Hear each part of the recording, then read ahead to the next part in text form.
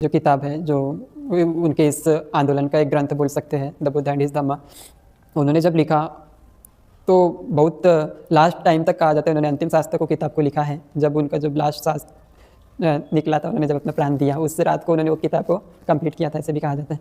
तो यह किताब एक जैसे धम्म का काम है जो दुनिया को पुनर्निर्मित करना, दुनिया को एक तरीके से अलग तरीके से वर्तमान में क्या जरूरत है उसको डिफाइन करना, ना कि धम्म की केवल पुनर्व्याख्या करना, ग्रंथों की केवल पुनर्व्याख्या करना कि ग्रंथ में ऐसे लिखा है ऐसे लिखा है। समय के साथ साथ हमको क्या अपडेट करना होगा, ऐसे बोल सकते हैं हम। तो और बुद्ध का धम्म तो पूर्णतः स्वतंत्रता देते हैं धम्म को अपडेट करने की, अपना क्या हो रहा है, हमको क्या सीख मिल रही है धम्म से। क्योंकि बाबा साहब यहाँ पर 1936 में भी कोटेशन देते हैं।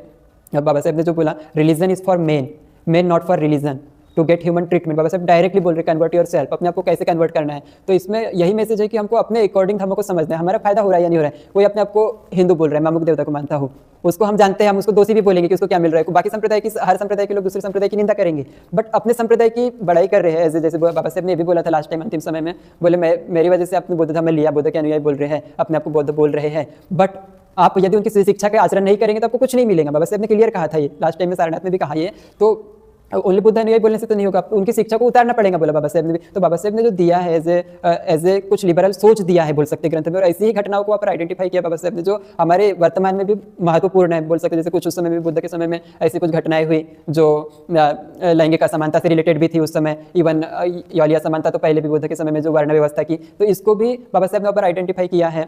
और जो बाबा साहब ने ऊपर लिखा है जो ग्रंथों के, इवन कलाम सूत्र का एक वर्णन, कलाम सूत्र डायरेक्टली नहीं बट ग्रंथों को मानने से क्या नुकसान है, क्योंकि कोई भी राइटर कुछ भी लिख सकता है। तो बाबा साहब ने वाला चैप्टर बहुत अच्छे से आइडेंटिफाई किया जो धार्मिक ग्रंथों को भी डायरेक्टली हमें नहीं मानना चाहिए। पूर्णतः हम पढ़ते हैं एक लाइन तो बहुत अच्छा डिटेल्स हमको मिलता है, पूर्णतः रेशनल थिंकिंग बाबा साहब ने दी है। तो एक ऐसी कुछ चीज़ों को बाबा साहब ने एक्सप्लेन किया उस बुक में जो हमारे लिए बहुत ज़्यादा जरूरत है जानने के लिए। और बुद्ध की घटनाओं को भी हमको बहुत आसानी से जानने को मिलता है, पर जो महत्वपूर्ण घटनाएं हुई, इवन बहुत सारे सब्जेक्ट उसमें एक्सप्लेन किए गए हैं जो एक तरीके से क्या है, कोई भी पढ़ने से वो फील करेंगे अंदर, उसको भी फील होगा कि वर्तमान में भी ये कितना तार्किक है, कितना एक समझदार व्यक्ति द्वारा कितना आचरण करने योग्य है। ऐसी बातें बाबा साहब ने ऊपर एम्फेसाइज की है।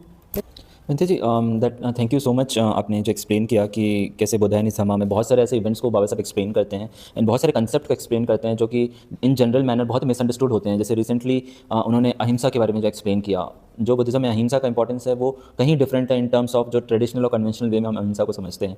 एंड ऐसी बहुत सारी चीज़ें हैं जो उन्होंने एक्सप्लेन किया। तो मैं अपने व्यूअर्स एंड और ऑडियंसेस और ऑल दोज पीपल जो अम्बेडकर बुद्धिज्म पे फॉलो करते हैं, उन्हें मस्ट है कि आप बुद्ध एंड हिज धम्मा को पढ़ें और उनमें जो भी पॉइंट्स लिखे गए हैं उन्हें समझें। एंड ऐसा होता है, let's say we are human beings की बहुत सारी चीज़ें हमें समझ में नहीं आएंगी, सो हम उन चीज़ों को डिस्कस करें जो नॉलेजेबल लोग हैं, ताकि हमारी अंडरस्टैंडिंग और इंप्रूव हो। क्योंकि वही है, ज्ञान ही है सब कुछ। अगर हमारे पास ज्ञान होगा तो हम अपने सही मार्ग और सही गलत में अंतर समझ पाएंगे।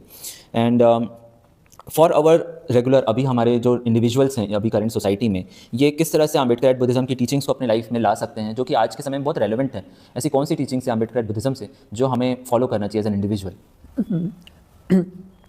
पूरी चीज़ें बाबा साहब ने जो दी वो हमारे खुद को बदलने के लिए ही है, कह सकते हैं। हमारे मन को बदलने के लिए, हमारी सोच को, इंडिविजुअल को चेंज होने के लिए ही बाबा साहब ने सब कुछ दिया है।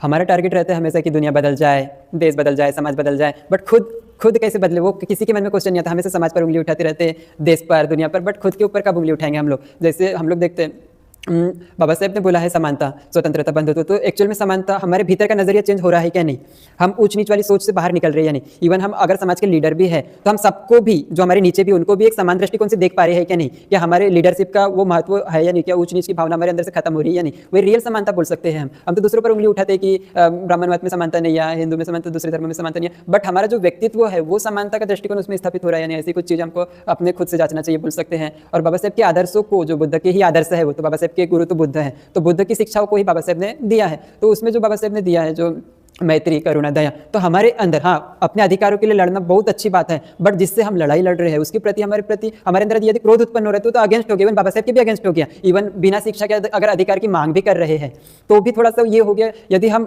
क्या बोलना चाहिए, धर्म का भी आचरण नहीं करें, जो बाबा साहब जो बोलते हैं कि सील का महत्वपूर्ण है कुछ काम करने के लिए। इवन बाबा साहब बोलते हैं कि मैं सीलवान था इसलिए भी मैंने इतना काम कर पाया। तो वो चीज़ें हम एक्सेप्ट करेंगे तो हम देखेंगे ऑटोमेटिक उत्थान होगा, समाज का उत्थान होगा, हमारा खुद का उत्थान होगा, सबकी प्रगति होगी बोल सकते हैं। तो इन चीज़ों पर भी हमें महत्व देना चाहिए, जोर देना चाहिए कि हमारे अंदर बदलाव आए। ये जो बाबा साहब ने जो बुद्ध का धम्म चुन के दिया, अम्बेडकर बुद्धिज्म, इससे हर एक व्यक्ति कैसे बदल सकता है यदि वो अपने समान नजरिए को, अपने नजरिए को चेंज करे, पहले अपनी थिंकिंग को, अपने भीतर उस करुणा को, दया को लाने का प्रयास करे, वो इस भाव से समाज की सेवा करेंगे यदि कि हाँ मुझे समाज के लिए कुछ करना है, मुझे सबके प्रति क्या है, एक वो भाव लाके, दया का, मैत्री का भाव लाके यदि वो करेगा तो वो अच्छा है, वो अपने गुणों को भी विकसित कर रहा है बोल सकते हैं। बट वो अपने स्वार्थ के लिए जुड़ रहा है या ओनली बाबा साहब को एज ए ब्रांड जैसे अपने फायदे के लिए यूज कर रहा है, बाबा साहब का नाम यूज कर रहा है, उनकी विचारधारा को महत्व नहीं दे रहे, तो ये अलग हो गया। इवन बुद्ध के भी धम्म को ओनली इसलिए यूज कर रहे हैं, हाँ महिमा तो बहुत बोल रहे हैं बट उसको आचरण नहीं कर रहे, तो फिर अलग हो गया। तो आचरण करने का प्रयास कैसे करें, वही मेन क्वेश्चन होना चाहिए। तो आचरण करना तो इवन जो सारी धर्म की बातें एक समय ऐसा आता है कि ओनली किताबी गहना ही बन के रह जाती है, आचरण करना लोग भूल ही जाते हैं। जैसे कोई रास्ता है, रास्ते पर यदि चलना बंद कर देंगे तो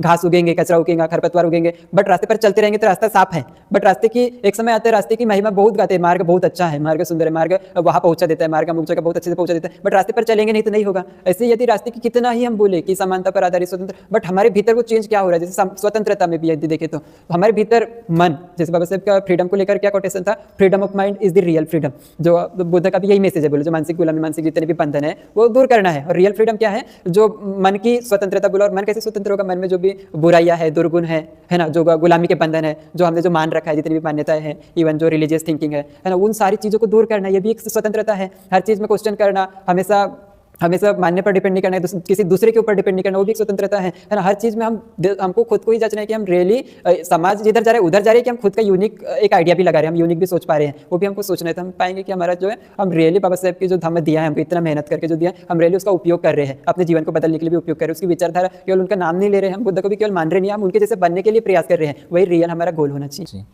जी बनते जी, ये तो बहुत ही इंपॉर्टेंट पॉइंट है कि हमें सिर्फ अम्बेडकराइट बुद्धिज़्म के बारे में जो सोचना नहीं है, महिमा मंडल पे नहीं रुक जाना है, हमें एक्चुअली उन चीज़ों को फॉलो करना है, अपने आचरण और अपने डेली लाइफ में उसको उतारना है। तभी हम सही मायने में बाबा साहब की मैसेज एंड बुद्धा धम्मा को हम समझ पाएंगे। एंड एक्चुअल में तभी लाभ होता है जब हम उस मार्ग पर चलते हैं। ये उसके सिर्फ सोचते रहने से हमें कुछ भी नहीं मिलना है, वो सिर्फ हमारा वो अपने आप को ऊपर ही ऊपर से खुश करने के लिए, मोमेंट्री खुश के लिए होता है, और उससे ज़्यादा कुछ फ़ायदा है नहीं उन चीज़ों का। एंड हम आज के समय पर देखते हैं विपश्यना हो गया, अदर फॉर्म्स ऑफ मेडिटेशन है, ये सब क्या रोल प्ले करते हैं, ये सब चीज़ का क्या स्थान है अम्बेडकराइट बुद्धिज़्म में, उन टॉपिक्स को प्लीज़ एक्सप्लेन करिएगा। तो इसमें जो बाबा साहब ने बोला है, जो समाधि के ऊपर भी है, बाबा साहब ने जो किताब में वर्णन किया, तो समाधि तो बहुत प्रकार की है, बट इसमें जो ध्यान हम बोलते हैं, सम्यक समाधि का अभ्यास को बाबा साहब ने हाईलाइट किया था बुक में जब मैंने पढ़ा। तो सम्यक समाधि मतलब कि ऐसी समाधि है जो बिल्कुल एक एकाग्रता, समुचित एकाग्रता, सम्यक समाधि देखने समुचित एकाग्रता, एक राइट कॉन्सेंट्रेशन, वो तो सबके लिए एक आधार है। जब मन शांत होगा, और ध्यान को इसलिए भी केंद्रित करना चाहिए हमें इसमें, क्योंकि जब ध्यान जब करेंगे तो एक मन शांत होगा और वैचारिक स्पष्टता हमको मिलेंगी। आज हम जब देखते हैं, हम सारे काम करते हैं, समाज के लिए करते हैं, सब कुछ करते हैं, बट भीतर शांति नहीं है, भीतर यदि समता नहीं है, भीतर यदि एकाग्रता नहीं है, तो कोई भी काम कैसे करेंगे हम। तो ध्यान को इवन बाबा साहब ने इग्नोर नहीं किया डायरेक्टली, जैसे कुछ लोग बोलते हैं बाबा साहब ने कहा ध्यान बोला, ये बहुत कॉन्ट्रोवर्शियल थोड़ा सा ये है। जो बाबा साहब ने ध्यान बोला है, इससे ज़्यादा झूठ नहीं हो सकता कि ध्यान नहीं बोला। क्यों? क्योंकि बाबा साहब ने जितना किया लास्ट टाइम तक किया था, के लिए उन्होंने जितना समय मिला उतना जानने का प्रयास किया, बट बाबा साहब को इतना विपश्यना अनुभव करने के लिए तो समय नहीं था। उनका मेन उद्देश्य, जो मेन इंटेंशन जो था, समाज का उत्थान करना, मेन समाज को दृष्टि में रखते हुए उन्होंने कार्य किया। तो बट ये नहीं, उन्होंने मेंशन नहीं किया, ये बात नहीं है, उन्होंने भगवान बुद्ध और उसका धम्म में भी मेंशन किया विपश्यना का, बट कुछ चीजें मेंशन कर पाए, जैसे कायानुपश्यना, वेदनानुपश्यना, चित्तानुपश्यना, धम्मानुपश्यना का पूरा एक्सप्लेनेशन है भगवान बुद्ध और उसका धम्म में। इसी विपश्यना में हम ये 4 पश्यना सीखते हैं, हम जिसको सतिपट्ठान में बुद्ध ने एम्फेसाइज किया है। तो ये सारी चीज ध्यान से रिलेटेड बोलना चाहिए, बाबा साहब ने इग्नोर नहीं किया बोल सकते हैं। और सारी चीजें तो अपना अपने एक ध्यान भी है बोल सकते हैं। जैसे बाबा साहब के बारे में कहते हैं 18 घंटे तक पढ़ाई कर रहे हैं, तो बिना कॉन्सेंट्रेशन के तो संभव नहीं। एक प्रकार का ध्यान ले लो ना, मेडिटेशन मतलब कि कॉन्सेंट्रेट करना में, तो उसमें एक प्रकार का कॉन्सेंट्रेशन पढ़ाई में हो गया, तो भी तो एक हमारे लिए ध्यान है। तो कोई भी चीज तो बिना ध्यान के तो संभव नहीं है। तो अगर यदि बाबा साहब ने ध्यान नहीं भी बोला, यदि इस मायने में भी ले, और यदि वर्तमान समय में हम ध्यान कर रहे हैं, जब इतना स्ट्रेस है जीवन में, इतना जब तनाव है, इवन समाज के लिए करना चाहते हैं बहुत कुछ, बट खुद की ही प्रॉब्लम सॉल्यूशन नहीं हो रहा है, तो इसके लिए तो हमें करना ही चाहिए। जब हमारे लिए फायदा है, जब इतना एंजाइटी, लोग डिप्रेशन में जा रहे हैं, तो इसके लिए जब फायदा हो रहा है, और बाबा साहब ने तो ये नहीं बोला कि मैंने नहीं बोला तो नहीं करना है। जब ये पूर्णतः तार्किक है, जब फायदा हो रहा है, समाज का भी उत्थान हो रहा है जब विपश्यना से, ध्यान से, तो हमें करना ही चाहिए क्योंकि समाज को और आगे बढ़ाने के लिए लाभकारी ही होगा। तो हम बोल सकते हैं विपश्यना और ध्यान के बारे में भी बाबा साहब का एक, यदि बाबा साहब आज भी रहते तो वो क्या मना करते कि विपश्यना करने से? इतने तार्किक व्यक्ति, और पैसे से बाबा साहब वैसे भी डॉक्टर है, और आज डॉक्टर लोग मेडिटेशन करने कितना सजेस्ट करते हैं। इवन जितने भी न्यूरोलॉजिस्ट है, सबके क्लिनिक में बुद्ध का फोटो होता है। क्या कारण है? क्योंकि बुद्ध एक बोलना चाहिए एक साइकेट्रिस्ट जैसे भी है बुद्ध, जो पूरा जिनका उनका पूरा अभिधम्म है, पूरा उसी के ऊपर है बोल सकते हैं। तो एक सुपर साइंटिस्ट हम कभी कभी बोलते हैं स्पिरिचुअल वर्ल्ड में, बुद्ध जैसे साइंटिस्ट तो कोई भी नहीं है। तो इसके लिए बाबा साहब भी उसको एक्सेप्ट करते ही करते। बट बाबा साहब के समय, बाबा साहब के पास इतना समय नहीं था कि सारी चीजें बुद्ध के धम्म में पूरा दे देते। जैसे हम जब द बुद्ध एंड हिज धम्म भी पढ़ते हैं, तो सारा चीजें तो बाबा साहब एक्सप्लेन करना असंभव था ना, पूरा त्रिपिटक तो एक्सप्लेन नहीं कर पाएंगे अब वो। तो उन्होंने जितना पाया, समाज के लिए जो नेसेसरी था, जरूरत था, उतना उन्होंने देने का प्रयास किया। तो हमको डायरेक्टली ये नहीं मानना चाहिए कि बाबा साहब इन चीज़ों को इग्नोर करते हैं।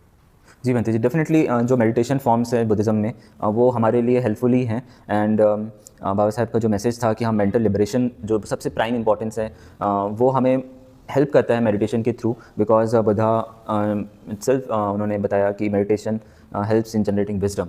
सो विजडम बहुत इंपॉर्टेंट होता है जो हमें सही गलत में अंतर फ़र्क करना सिखाता है। एंड मैं ये समझना चाहूँगा Bante ji, how Ambedkarite Buddhism can help us contribute to make this society एक बहुत ही इक्वल एंड कंपैशनेट सोसाइटी हम कैसे बना सकते हैं अम्बेडकर एट बुद्धिज़्म की टीचिंग्स के थ्रू। यह बहुत हेल्पफुल हो सकता है यदि हम इस पर ध्यान केंद्रित करें तो, क्योंकि बाबा साहब का पूरा जीवन इसी के लिए था। वो चाहते ही थे कि लोग क्या है, लोगों के बीच में बंधुत्व स्थापित हो, लोगों के अंदर दया करुणा स्थापित हो।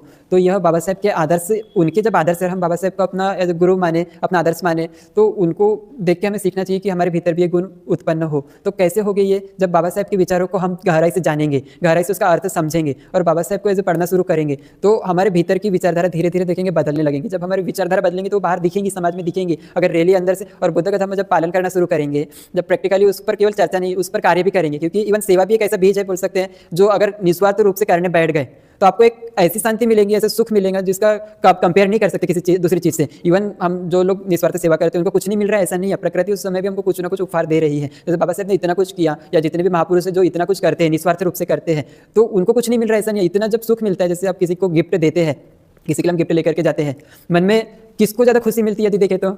सबसे ज़्यादा जो गिफ्ट दे रहा है या जो ले रहा है।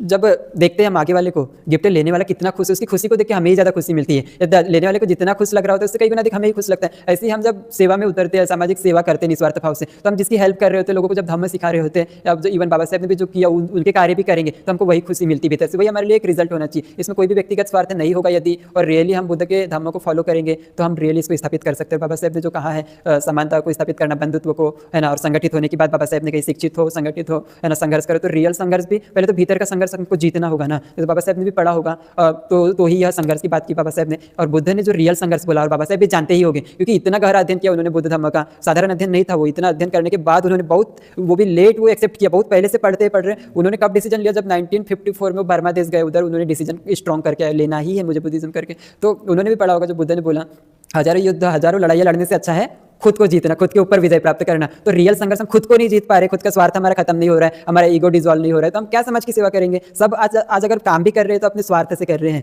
है ना, कुछ ना कुछ स्वार्थ। बट अगर रियली संगठन को मजबूत बनाना है हमको, यदि रियली बंधुत्व और करुणा की भावना, दया की भावना स्थापित करना है, तो हमको पहले कोर कॉन्सेप्ट जो है बुद्ध का, उसको समझना होगा, उसको धारण करना होगा। हमको शील सदाचार को महत्व देना होगा। और बुद्ध की शिक्षा वही है, दान, शील, समाधि, प्रज्ञा। जो सम्यक समाधि है और जो प्रज्ञा को विकसित करना है, अल्टीमेटली विजडम ही रिलेटेड है प्रज्ञा के साथ। तो रियली विजडम कैसे मिलेगा? जब लोगों की निस्वार्थ भाव से हेल्प करेंगे। बुद्ध ने जो बोला है ना, जैसे बाबा साहब भी बोलते सोसाइटी के लिए आपका 20% इनकम आप डोनेट कर दो, बट 20% नहीं हो सकता तो हम अपनी सेवा का दान करें, अपने श्रम का दान करें। ओनली इनकम की बात नहीं है, 20% आपके लाइफ का दे दो, समाज के लिए दे दो, ऐसा भी बोल सकते हैं हम। इवन बुद्ध ने भी बोला अहंकार विहीन अपरिग्रह करना, ये एक फंडामेंटल टीचिंग बुद्ध का, जो सेवा कर। इवन सारे धर्मों में सेवा दान का महत्व दिया गया, बट बुद्ध ने जो बोला निस्वार्थ सेवा, इवन एक बोधिसत्व का भी गुण है बोल सकते हैं, निस्वार्थ लोगों के लिए करता है। जैसे आज इवन समाज में ऐसे भी लोग हो गए, हम लोग पूछते हैं कभी कभी जब जाते हैं तो 70-80% लोगों को पता ही नहीं होगा कि बोधिसत्व क्या है, बोधिसत्व किसको बोलते हैं। तो ओनली बोले जा रहे हैं कि बोधिसत्व परम पूज्य डॉक्टर बाबा साहब अम्बेडकर जय हो, वो बोल रहे हैं ओनली, बट बोधिसत्व क्या होता है वो भी नहीं पता है ना। अगर रियली सिंपल भाषा में बोले तो वो एक समय में बुद्ध हो जाएंगे, है ना, सम्यक संबुद्ध अगर बनेंगे तो वो रियल बोधिसत्व है। नॉर्मली तो बाकी जो है बुद्ध के समय में जो व्यक्ति मुक्त हो गए, जिनका कुछ संकल्प है, उनको भी कभी कभी हम बोधिसत्व आइडेंटिफाई नहीं करते। लेकिन जैसे सारिपुत्र मोगलाना ने भी सम्यक संबुद्ध जो बनने वाले थे सिद्धार्थ गौतम, उनके पास्ट जन्म के साथ कई समय तक साथ रहते कार्य किए। तो रियली अगर बोधिसत्व हो गए तो उनका एक गुण होता है कि जन्मों जन्म तक अपनी पारमिताएं पूरी करते हैं। वो भी एक सामान्य व्यक्ति को मुक्त होने जितनी पारमिता चाहिए उससे कई गुना अधिक पारमिता की जरूरत होती है। जैसे हमें जो सिद्धार्थ गौतम इस भद्रकल्प में, उन्होंने कहा जाता है कि 4 असंख्य 1 लाख कल्प की पारमिताएं पूरी की थी। और जैसे इसी कल्प में, भद्रकल्प में जो नेक्स्ट बुद्ध आएंगे कहा जाता है, जिनका नाम अरिमैत्री बुद्ध, उनके बारे में कहा जाता है कि वो 16 असंख्य 1 लाख कल्प की पारमिता पूरी करेंगे। ठीक है, होगा अगर सही होगा तो, बट इसमें ये भी नहीं है कि इसको मानना है कि क्यों, क्योंकि हमारे ग्रंथ में लिखा है, हो भी सकता है नहीं भी हो सकता। बट हम बोधिसत्व का गुण देखे, चित्त देखे, तो उनके अंदर इतना मैत्री होता है, करुणा होता है कि वो सबके लिए निस्वार्थ भाव से ही करते हैं। तो बाबा साहब से वो एक क्वालिटी लेना चाहिए हमें कि हम निस्वार्थ भाव से लोगों से जुड़े, लोगों को समझाने का प्रयास करें। इवन जब अपने अधिकारों के लिए भी लड़े, हम समाज के लिए भी लड़े, तो एक ही भावना होनी चाहिए, एक ही इंटेंशन होना चाहिए। बेचारे को ऐसे आदर्श कभी सुनने को ही नहीं मिले, ऐसी विचारधारा कभी जानने को ही नहीं मिली, तब ऐसे अनैतिक कार्य कर रहे हैं तो उसके प्रति भी दया रखते हुए हाँ कठोरता से बोले, कठोरता से अधिकार के लिए लड़े, बट हम जब लड़ाई करने जाते हैं तो कौन सी चित्त से जाते हैं? उसके प्रति क्रोध के भाव से, उसके प्रति उसके हिंसा के भाव से अगर जाते हैं तो वो लड़ाई फिर लड़ाई नहीं है, वो थोड़ा सा हिंसा को बढ़ावा देने वाली बात है। बट उसके प्रति अगर मैत्री रहेंगे, फिर जितना ही कठोरता का व्यवहार क्यों ना करें हम, बट भीतर क्या है उसके प्रति कटुता नहीं है। जैसे एक माँ अपने बच्चे को जितना ही कठोरता से पेश आए, यदि वो गलत काम कर रहा है, कीचड़ में खेल रहा है, वो कठोरता से खींचेंगी, बट उसके भीतर उसके लिए भी इंसानियत की भावना, उसके लिए भी मैत्री है, करुणा है। यही भावना से यदि हम करेंगे तो रियली इन गुणों को हम विकसित कर सकते हैं। और बाबा साहब ने भी यही सोच से कार्य किया था, इसलिए बाबा साहब ने कहा जो कलम की पावर का उन्होंने यूज़ किया, उन्होंने कभी हथियार नहीं उठाया। इवन हम बाबा साहब के समय में होते तो हम हथियार उठाते, बाबा साहब को तो पिस्तौल रखना चाहिए था, बट उन्होंने कभी यूज़ नहीं किया है ना, उन्होंने केवल शिक्षा का ही उपयोग किया, बोल सकते। सो भंते जी, हम क्या कर सकते हैं अपने लोकल कम्युनिटी में इसकी अवेयरनेस को बढ़ाने के लिए, एंड कैसे हमें वो कम्युनिटी चेंज करने में हम क्या एज एन इंडिविजुअल हम क्या वर्क कर सकते हैं? जैसे आपने बोला कि ज़रूरी नहीं हम पैसे से ही सब चीज़ हेल्प करें, बिना पैसे के भी हम किस तरह से कम्युनिटी हेल्प कर सकते हैं थ्रू अम्बेडकराइट जो बाबा साहब की फिलॉसफी थी बुद्धिज़्म को लेकर, उससे हम कैसे इंस्पायर होकर कम्युनिटी में हेल्प कर सकते हैं? ओके। हर एक की तो जिम्मेदारी है, जैसे बाबा साहब ने सभी को बोला है कि यदि हम बोल सकते हैं इसको आगे नहीं लेकर के जा सकते तो हमें इस आंदोलन को पीछे भी नहीं करना है। तो हम हर एक व्यक्ति की जिम्मेदारी कम से कम हम अपने खुद के नज़रिए को तो बदले, खुद का तो लाभ ले, उस शिक्षा से खुद को तो लाभान्वित करें, खुद को चेंज करें। जैसे बाबा साहब से क्या क्या सीखने लायक बातें हैं वो तो सीखें। जैसे बाबा साहब के समय में उतना अत्याचार होने के बाद भी वो उतना पढ़ाई कर सकते, तो क्या मैं नहीं कर सकता? तो पहले तो एक टारगेट दे सकते हैं, मुझे खुद का विकास करना है, खुद को डेवलप करना है, खुद को एक जो भी फील्ड में मैं कार्य कर रहा हूँ मुझे उसमें बेस्ट बनना है, क्योंकि मेरे जो लीडर है, मेरे जो आदर्श है, मेरे जो गुरु है, मैं जिसको महापुरुष मानता हूँ, वो मेरे आदर्श से जब इतना घंटा पढ़ते हैं, जो बाबा साहब 18 घंटा पढ़ते हैं, तो उनको सीख के क्या मैं 2 घंटा नहीं पढ़ सकता, 3 घंटा नहीं पढ़ सकता? इवन उन्होंने जो बुद्ध धर्म का इतना गहरा अध्ययन किया, तो मैं थोड़ी सी चीज़ें नहीं जान सकता? तो वो जब ऐसा करना शुरू करेंगे, खुद जब पढ़ना शुरू करेंगे, तो एक बाबा साहब का एक ये हो गया, पर उन्होंने जो शिक्षित बनने को बोला वो प्रयास करेंगे कम से कम जानना, क्योंकि आज ये भी एक बहुत ये है कि बोलते रहे शिक्षित बनो, बट हमारे ही लोग कहीं ना कहीं ज़्यादा शिक्षा को नहीं ले पा रहे। वो एज ए बाबा साहब का फोटो यूज़ कर रहे हैं, बट वो उसको जो आज तो उतना प्रॉब्लम नहीं है, क्योंकि बाबा साहब के समय कितना प्रॉब्लम होने के बाद भी पढ़ रहे हैं, तो आज हम लोग भी पढ़ाई कर सकते हुए। अगला जो है हम इसको ऐसे सोशल मीडिया के थ्रू स्प्रेड कर सकते हैं आज, है ना, अलग अलग तरीके से बता के लोगों को जोड़ सकते हैं। इवन जो गांव एरिया में जो जहाँ पर क्या है आज भी वही परंपरा चली आ रही है, रूढ़िवादिता और कुछ चीज़ें, तो उनको अवेयर कर सकते हैं हम, बुद्ध की शिक्षा से जोड़ सकते हैं। जब वो लोग जानेंगे तो वो ऑटोमेटिक इसमें आएंगे ही आएंगे, वो लोग समझेंगे। और अगला ये कि बुद्ध विहार को भी हमको एक्टिव करना चाहिए। बुद्ध विहार जब एक्टिव होगा तो भी हम जल्दी से जल्दी इसको स्प्रेड करेंगे। तो धीरे धीरे हम देखेंगे बाबा साहब का जो कहना है कि उन्होंने तो कहा भारत को बुद्ध में बनाना है, बट रियली कैसे होगा? जब हम लोग इंडिविजुअल अगर चेंज हो गए तो हम अपनी पीढ़ी को भी वो हम क्या अपनी सोच जो बाबा साहब ने दिया है, बुद्ध का धम्म जो है, वो सोच उनको देंगे। आज यदि हमारे ही जीवन में वो विचारधारा नहीं है, वो हमारे जीवन में वो आदर्श नहीं उतरे, तो हमारे बच्चे भी हमको देख के सीखेंगे। और आजकल क्या हो रहा है, यंग पीढ़ी क्यों दूर होती जा रही है? क्योंकि हमारे ही आचरण में, हमारे ही कल्चर में नहीं आ पा रहा है सही तरीके से, तो बच्चे तो वही देख के सीख रहे हैं ना। तो ये सारी चीज़ों को हमको ज़्यादा से ज़्यादा स्प्रेड करने के लिए वही है, ज़्यादा से ज़्यादा जोर देना पड़ेगा, इन चीज़ों को ज़्यादा से ज़्यादा फैलाने के लिए इनसे जुड़े रहना होगा। एक सामाजिक हमारी बॉन्डिंग, एक अच्छा संगठन होना चाहिए जो इस पर कार्य करे, तो हम इसको और जल्दी आगे बढ़ा सकते हैं। हाँ, डेफिनेटली भंते जी, हमें बुद्ध विहार पे अपना जो रूटीन है वो हमें ज़्यादा कंटिन्यूस रखना पड़ेगा, ज़्यादा रेगुलर होना पड़ेगा, ताकि हम उन चीज़ों को समझ पाएँ एंड लोगों से मिल पाएँ जो सिमिलर थॉट को समझते हैं, ताकि हमारी सोच एंड हमारा जो नॉलेज है और अच्छा बेहतर होता जाए इन चीज़ों को लेकर। बट आज की जनरेशन में भंते जी, आज समय बहुत बदल चुका है। मतलब आज हम जेन ज़ी बोलते हैं, आज की जनरेशन वो कैसे अम्बेडकराइट बुद्धिज़्म से रिलेट कर सकते हैं। एंड जनरली मुझे मेरे काका ने एक बार जब हम दीक्षा भूमि पे थे तो उन्होंने मुझे एक मैसेज दिया था। उन्होंने ये बोला था कि जिस दिन तुम बाबा साहब अम्बेडकर की जीवनी को सही मायने में समझ लिए, तुम ज़िंदगी में कभी हार नहीं सकते, क्योंकि तब तुम्हारे पास हर समय लड़ने की ताकत होती है। तो ये सबसे स्ट्रॉन्ग मैसेज है कि वो किसी भी परिस्थिति से झुकते नहीं थे, वो उसका सामना करते थे एंड उसमें अपना मुकाम हासिल करते थे। सो आज की जनरेशन कैसे इन चीज़ों से, बाबा साहब की लाइफ से वो इंस्पिरेशन ले सकती है एंड अपनी लाइफ को कैसे वो बेहतर बना सकती है? बहुत अच्छा प्रश्न है। तो हमारी जब यंग पीढ़ी जब सुधरेंगी, जब वो धम्म में आएंगी, तो वो सही मायने में अपना क्या बोलना चाहिए, सही मायने में अपना विकास करेंगी। कैसे विकास है? वो आध्यात्मिक, इवन आध्यात्मिक के साथ साथ उनको क्या है, शिक्षा भी मिल रहा है, सब कुछ मिल रहा है। बाबा साहब ने जितना भी किया सब कुछ, उन्होंने धर्म को भी इग्नोर नहीं किया। बाबा साहब केवल शिक्षा को बोल सकते थे, शिक्षा को इम्फेसाइज कर सकते थे। उन्होंने बोला यदि रियली इंसान को बदलना है तो धर्म, कोई ना कोई धर्म की जरूरत पड़ेगी ही पड़ेगी। तो उन्होंने हमको ये धम्म दिया है, और इतना एक हमारे लिए क्या बोलना चाहिए, एक डायमंड जैसे बुद्ध का धम्म, या उससे भी अमूल्य ऐसा धम्म, हमको उसको यदि समझ में आएगा, हम देखेंगे हमारा जो आलस है, हमारा प्रमाद है, हमारी बाकी चीज़ें हैं, नेगेटिव चीज़ें सारी जो है धीरे धीरे कम होते जाएंगी, कम होते जाएंगी। हम क्या कर रहे हैं, दूसरे मान तो रहे बुद्ध धम्म को, बट किसी न किसी से कंपेयर करके उसके साथ जोड़ते जा रहे, कुछ ना कुछ एंजॉयमेंट के लिए, कुछ ना कुछ घूमने के लिए। इवन धर्म को भी हम एक संप्रदाय जैसा बना रहे हैं, और क्या कर रहे हैं, संप्रदाय तो है ही है, अलग अलग संप्रदाय में जो एक्टिविटी हो रही है हम उसको भी इधर जोड़ना चाह रहे हैं। जैसे बाहरी कुछ है, जैसे हम लोग क्या करते हैं, कभी कभी कुछ फंक्शंस करते हैं, उसमें भी हम कुछ जागरूकता का कार्य कर सकते हैं। कुछ सामाजिक जागरूकता कैसे हो, हम कैसे जागरूक हो, उसके लिए प्रयास कर सकते हैं। तो उसमें यदि हम आज क्या करते हैं, जैसे जैसे 14 अप्रैल आता है या कोई भी हम मनाते हैं बाबा साहब का उत्सव कोई भी मनाते हैं तो उसमें क्या करते हैं, इवन डीजे बजाते हैं, सब कुछ करते हैं, बट कहीं पर भी थोड़ा सा मोटिवेट करने के लिए यंग पीढ़ी को वो वाली चर्चा नहीं हो पाती है ना, जो करना चाहिए, जो शिक्षा को लेकर के, धर्म को लेकर के वाली एक्टिविटीज़ में यंग पीढ़ी गायब हो जाती है, हम लोग देखते हैं। तो उसको भी इम्फेसाइज करना ही चाहिए हमको। कैसे करेंगे इसमें, जैसे आज क्या इंटरेस्ट है, सब कुछ है, बाबा साहब का नाम भी लेना इंटरेस्ट है, बट बाबा साहब के प्रति रियल कृतज्ञता हमको करना है तो हमको समझना ही होगा जो बाबा साहब ने यहाँ तक ला करके दिया जबकि हमको धम्म, तो हम इसको और कैसे आगे लेकर के जाए। और आगे लेकर के जाने का मतलब यही है कि हमको खुद को शिक्षित करना होगा, तभी हम पाएंगे। यदि हम शिक्षित है तो हम समझेंगे रियली, धम्म को भी जानने का प्रयास करेंगे। हम क्यों जानने का प्रयास करेंगे, क्योंकि बाबा साहब ने कुछ तो सोच के लिया होगा। जो इतना बड़ा एजुकेटेड व्यक्ति है, उन्होंने क्यों ऐसे धम्म देंगे, वो जब सोचेंगे तो उनको अंदर से उत्सुकता होगी, उनको खुद को अंदर से बदलने का मन करेगा। इवन बाबा साहब का मूवी देख के भी आंसू निकल रहा है, बट खुद को बदलने के लिए मोटिवेशन ही गायब हो जा रहा है। इवन आज भी इतना अच्छा तो हमारा वो नहीं है ना, जो हमारे को जो कल्चर मिला है, इतना अच्छा तो कल्चर डेवलप नहीं हुआ है कि हमको रियली